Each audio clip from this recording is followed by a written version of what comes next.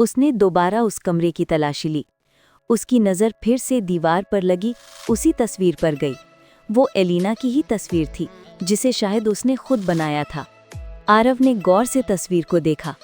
तस्वीर में एलिना की आंखों में एक अजीब सी चमक थी, जैसे वो कहीं और देख रही हो। आरव ने उस दिशा में देखा जहां तस्वीर की आंखें इशारा कर रही थी। उस दिशा में दीवार पर एक लकड़ी का पैनल थोड़ा सा उभरा हुआ था। आरव ने उसे दबाया और एक गुप्त रास्ता खुल गया। अंदर धूल और जालों से भरी एक छोटी सी कोठरी थी। कोठरी के बीचों बीच एक और पेंटिंग रखी थी, जो कपड़े से ढकी हुई थी। आरव ने धड़कते दिल से उस पर से कपड़ा हटाया। वो एक दूसरी पेंटिंग थी। इसमें हवेली के पीछे का बगीचा दिखाया गया था, जहां रात का समय था, और उस पेंटिंग में एक पेड़ के नीचे जमीन पर कुछ गड़बड़ दिख रही थी, जैसे वहां ताज़ी मिट्टी खोदी गई हो।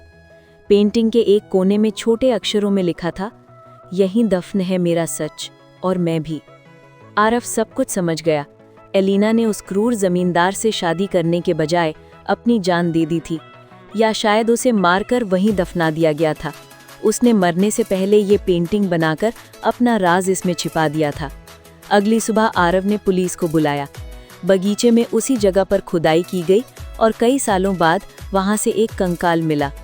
उस रात के बाद नीलकंठ हवेली में पायल की आवाज़ फिर कभी नहीं सुनाई दी। हवेली की दीवारें अब खामोश थी। शायद एलिना की आत्मा को आखिरकार शांति मिल गई थी। आरव ने अपना उपन्यास पूरा किया, लेकिन ये कहानी उसके दिल में हमेशा के लिए बस गई।